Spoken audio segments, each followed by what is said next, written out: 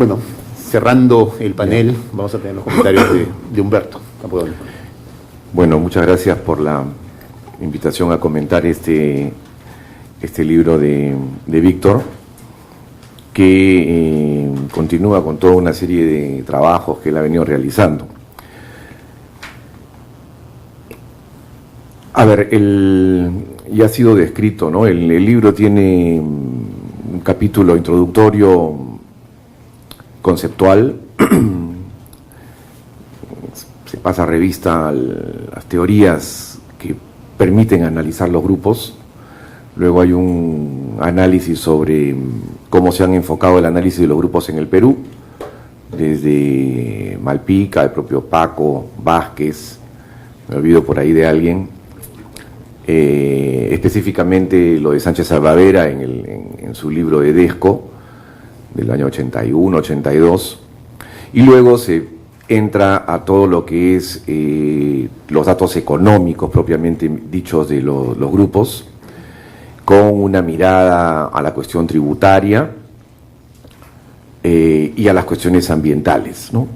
Y luego hay un análisis muy detallado, muy interesante, muy rico sobre cada uno de los 5 grupos en el aspecto de su origen, en lo que tiene que ver con las principales actividades a las que se dedican, la cuestión de la responsabilidad social, si se han internacionalizado o no, las fuentes de financiamiento, etcétera, y un capítulo de conclusiones.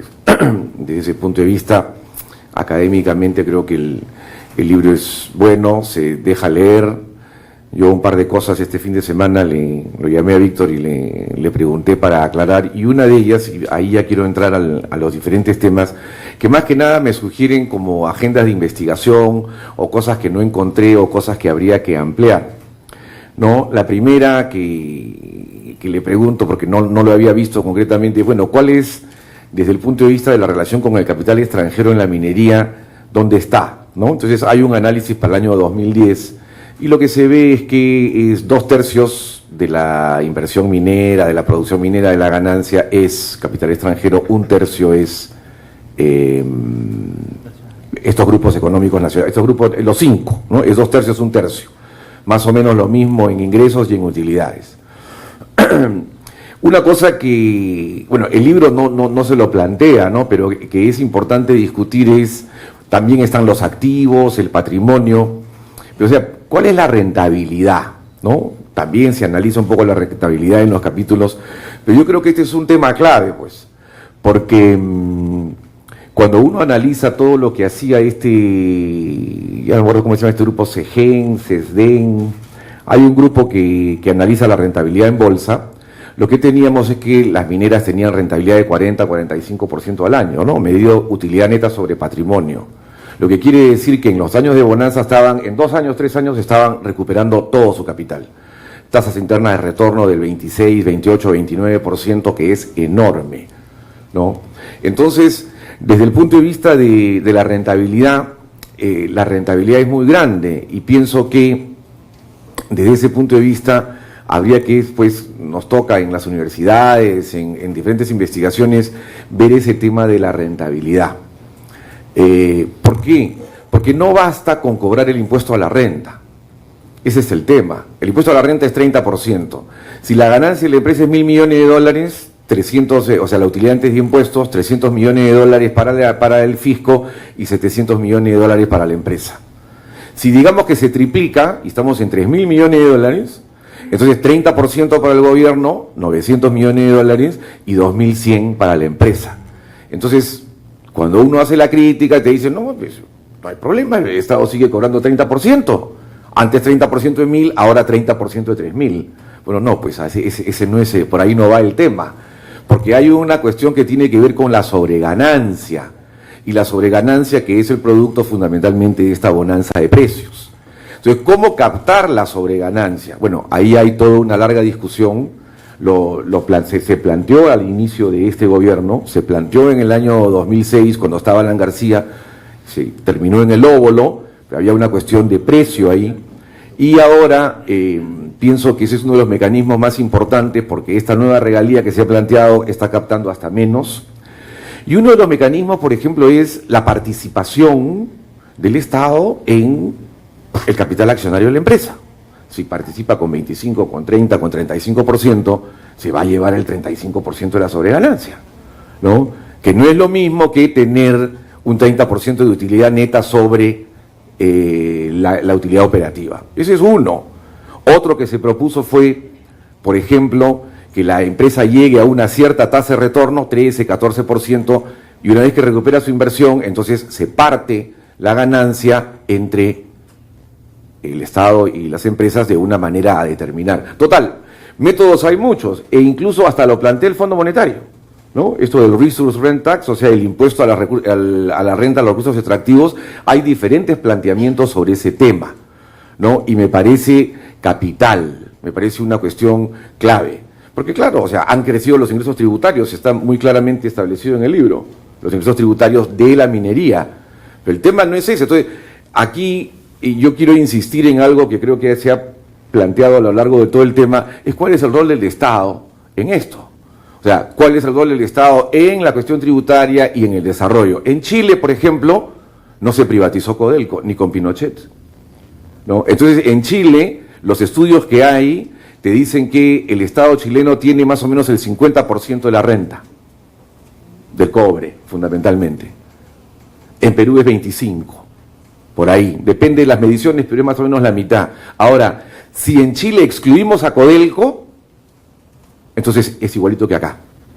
25%, 24%. O sea, la diferencia, ¿quién la hace? La empresa del Estado, que tiene 1/3 de la producción, pero con 1/3 de la producción genera para el Estado 2/3 de las divisas y 2/3 de las utilidades, o sea, mejor dicho, de los impuestos, ¿no?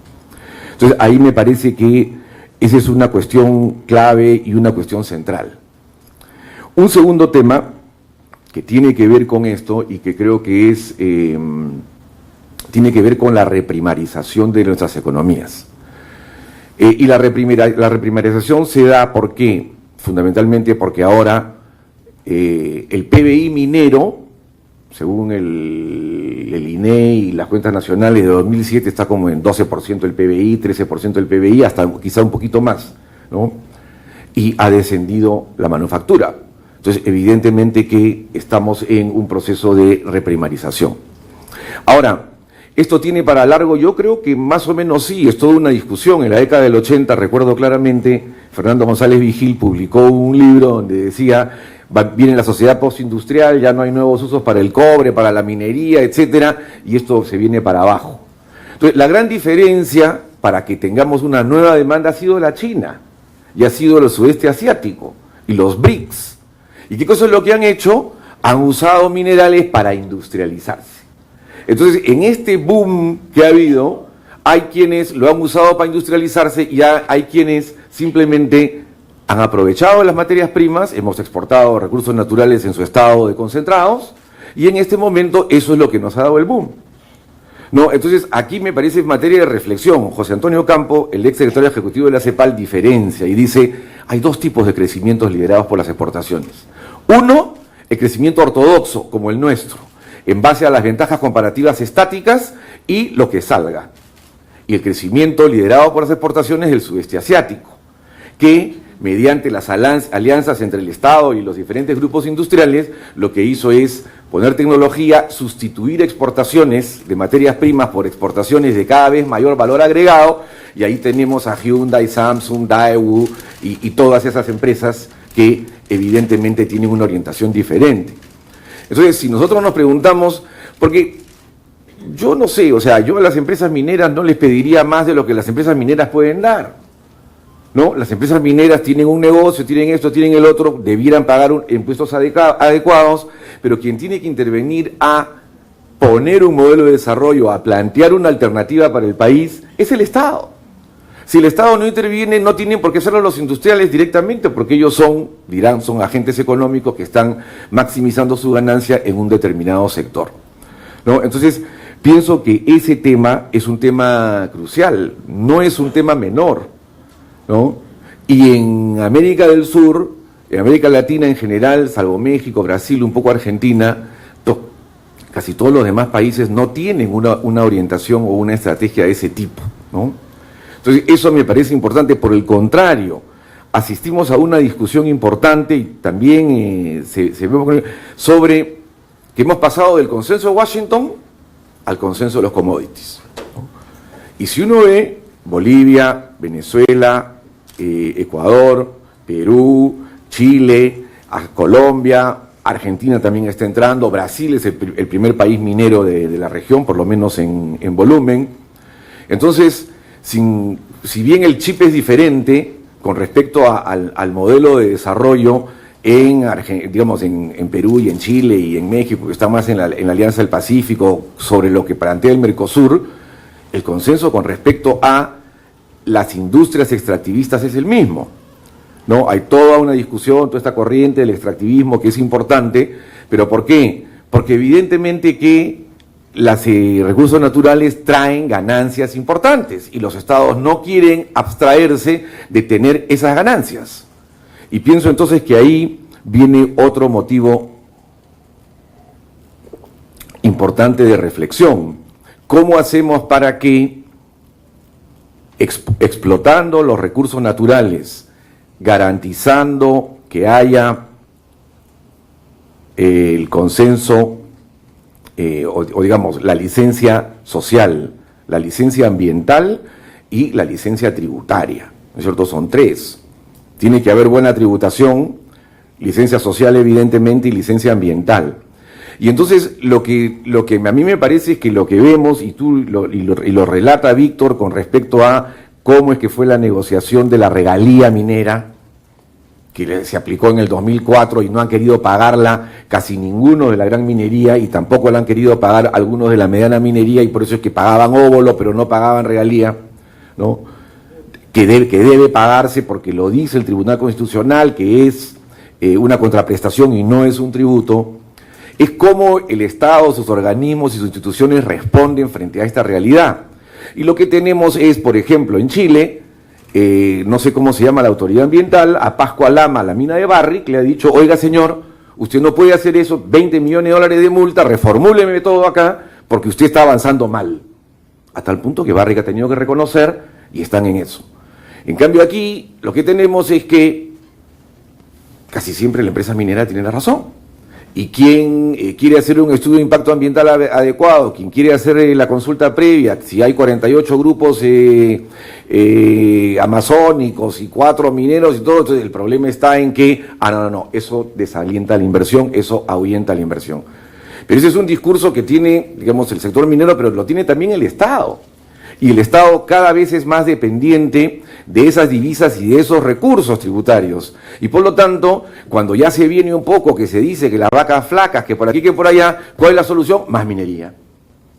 Más minería, porque son más inversiones, más ingresos tributarios, y entonces se puede mantener el modelo sin diversificarse. Entonces, aquí yo quiero terminar, o sea, esas son las reflexiones que a mí me suscita este tema, ¿no? En el CADE del 2011 y en el CADE del 2011 el empresariado del 2012 se comenzó a plantear ese problema, ¿no? Vino Porter, luego Luis Carranza, que era ministro de Economía, ha hecho muchos estudios sobre competitividad. El discurso era: no tenemos nada con la minería, pero vamos a ver cómo los industriales podemos ver ventajas competitivas aquí y allá, competitividad, productividad, etcétera. Pasó el CADE del 2011, ahí quedó. El 2012 lo quiso retomar un poquito, ya fue muy poco, y creo que el del 2013 ya no se plantea el problema, ¿no? Y entonces hay ahí toda una cuestión, pues el Estado, los gremios industriales, ¿no es cierto?, la CONFIEP, la Sociedad de Industrias, el CADE, los propios mineros más pequeños, la sociedad civil y todo. Aquí tiene que haber, yo creo que un magma, una generación de un espacio donde se puedan discutir políticas de desarrollo, ¿no? Y todo esto es lo que me lo que suscita el libro, porque está todo ahí listo para decir, bueno, como decía Pedro un poco, ¿dónde está la plata? Ok, pero aún si estuviera y supiéramos dónde está, ¿en qué se está usando? ¿No? ¿Cómo se está usando? Yo acabo de venir de CEPAL, he estado unos meses ahí, y en CEPAL, en la próxima reunión de CEPAL es aquí en Lima en mayo, y me tocó ver el tema de minería y hidrocarburos. Entonces yo les dije, bueno, hagamos énfasis no solamente en la renta, en la inversión, las reservas, la producción, el consumo, etcétera. ¿Por qué no vamos a ver cómo se ha usado el canon minero y el canon petrolero en toda América Latina? Y entramos. Contratamos un estudio que ya se ha hecho. Entonces podemos ver, eso es como para conversar en otro momento, ¿no? Todo el canon minero y todo el canon petrolero en toda América Latina, en Brasil, en Argentina, en Chile casi no se distribuye nada, pero digamos así, ¿no? Ese es el tema, porque son como 60.000 o 70.000 millones de dólares anuales que se invierten descentralizadamente en América Latina en minería y hidrocarburos, ¿no? Y lo dice también Víctor, ¿no? La cantidad de plata, o sea, eso ha generado pues un boom. Pero ojo, también puede ser un problema, porque si es que solamente dependemos de los ingresos de los commodities, podemos tener rentismo, estamos esperando el cheque, no nos preocupamos de cobrar mayores impuestos, bien puede venir la enfermedad holandesa, porque hay demasiado ingreso de divisas, ¿no? Todos esos son temas que creo que nos suscitan un poco a la reflexión y que están planteados, ¿no? Yo, la verdad que me leí el libro en 3 días, me pareció muy importante, hice todas las anotaciones del caso, y lo que estamos manifestando ahora, creo, es a partir de ahí, cuál es la agenda de investigación, cuáles son los puntos que se generan, y una cosa que le repito a Víctor, se lo dije, ya tiene que salir, hay que comenzar el análisis sobre la inversión extranjera en minería. Evidentemente también en hidrocarburos, ¿no? Hidrocarburos es un poco distinto porque no hay tanta empresariado nacional como sí lo hay hay poquito en Talara, ¿no? Pero como lo hay en minería, ¿no? Es otra cosa, es diferente. Pero si esos son minería y hidrocarburos, están explicando los 2/3 o las 3/4 partes de las inversiones en el país, evidentemente que tenemos ahí un reto, una agenda importante, y creo que el mérito del libro de Víctor es abrirnos a esa discusión con tanta importancia y rigurosidad del caso. Gracias.